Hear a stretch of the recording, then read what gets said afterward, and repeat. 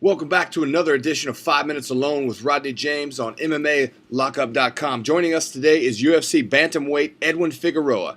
Edwin, thanks for joining us. How are you, man? I'm doing good. Everything's going good, so I'm doing great. Good, man. That's good to hear. So, like me, you're also from the Dallas-Fort Worth area. It's interesting because I read somewhere that you train with at Moeller MMA, which is interesting because at the first MMA gym I ever trained at, I actually my coach Kurt Gibson, who runs Texas Elite MMA, is actually a black belt under Alan Moeller. Do you still train at the Moeller camp? Yes, I still train with them. I train with Moeller, and I also train with Marcus Hicks at Hicks MMA. Yeah, there's a lot of great places to train in Dallas-Fort Worth. I've definitely heard of those places. So how long have you been doing this MMA thing, and what got you started? Well, my dad started training me in boxing since I was 6 years old. My parents are from El Salvador. He did boxing over there. So I guess when they came over here, they basically put me, my older brother, my older sister in boxing to learn and defend ourselves, because you know how it is in school. There's always bullies and people starting fights. So the whole point was just in case if anything happened, we'd learn to defend ourselves. So we were all in the sport, but I just picked it up a little faster and I guess a little better, and I just stuck with it. And just throughout the years, I did it mostly because of my brother and sister. But I think when I was around 12, 13, 14, that's when I really started getting more serious about it. And then I won the Golden Gloves. And then I started doing kickboxing with my dad too, all these little kickboxing tournaments, and I actually won a Texas title belt. And then when I started doing some grappling, there's these little grappling tournaments, and I actually won a belt in that too. So my dad's been my trainer since forever. So even though I was at other gyms, he was always my trainer. And then now that I joined with Moeller and Marcus Hicks, he kind of he passed on all he could. I guess his fighting style is a little outdated. Now you got to know a little bit of everything. You got to know jiu-jitsu and wrestling and all this and on dirty boxing and everything. So my dad kind of passed the torch to these coaches, Coach Moeller and Coach Marcus Hicks.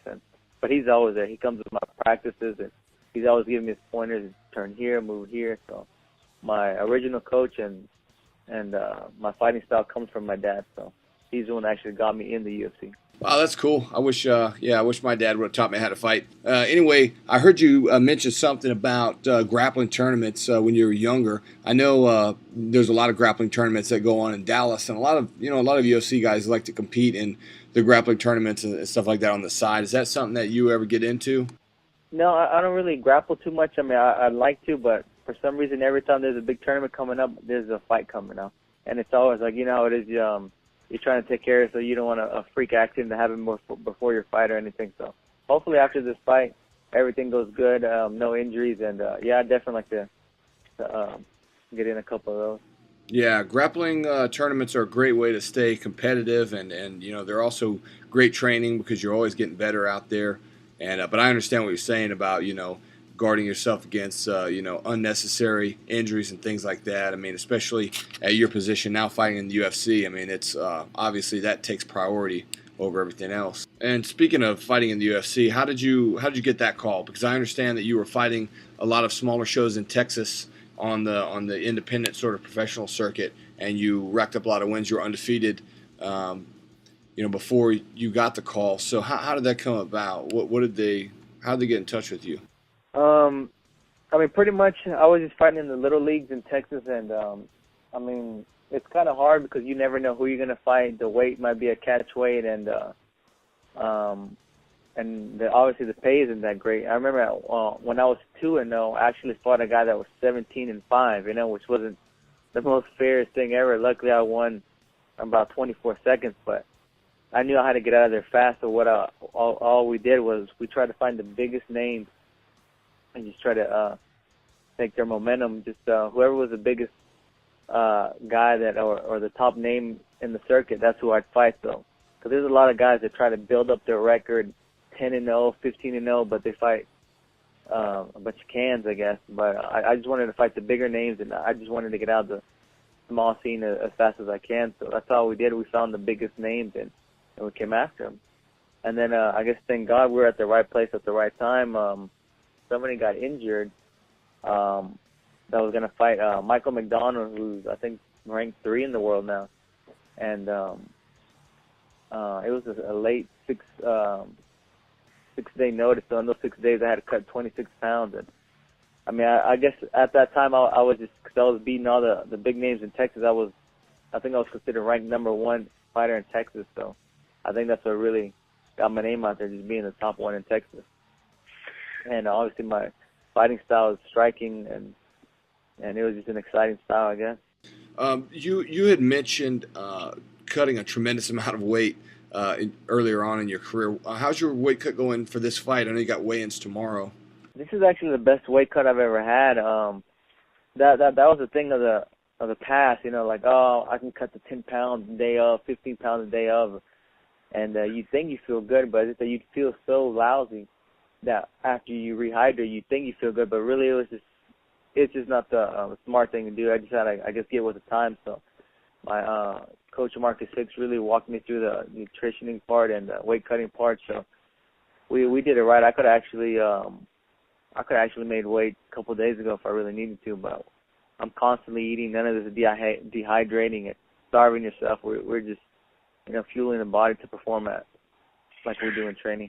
All right, Edwin. Let me ask you this: how did the fight with Erik Perez come about? How did you get offered that fight? Yeah, they gave us a call, and I just thought it was a great fight because he used to be just like a brawler. He used to be a stand-up guy, but we saw from his last fight he's starting to do a little bit of wrestling, which is fine. I mean, that's usually the way it goes. Everyone wants to stand until they get hit. So, I mean, we'd like for it to be an exciting fight, to be a stand-up fight, but more than likely, I know he's gonna, you know, once I start touching his chin, he's gonna want to just hold me down and just try to hug it out, and that's just probably the way it goes.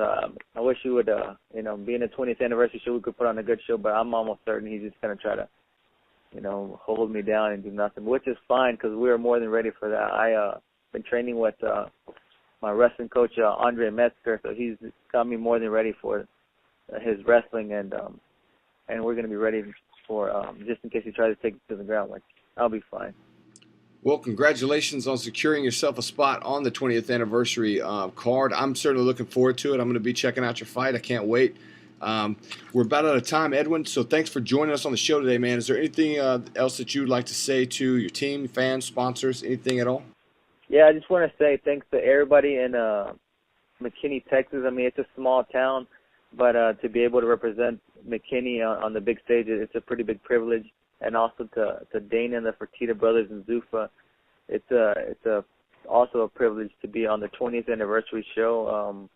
I mean, this is going to be an unforgettable night, Saturday night. And to my coaches, Coach Moeller, Coach Marcus Hicks, Coach Andre Metzger, who done everything for me and got me ready.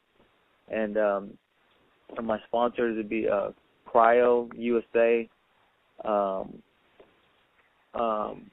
Plano Rehab and Chiropractic for all the chiropractic stuff they did with me.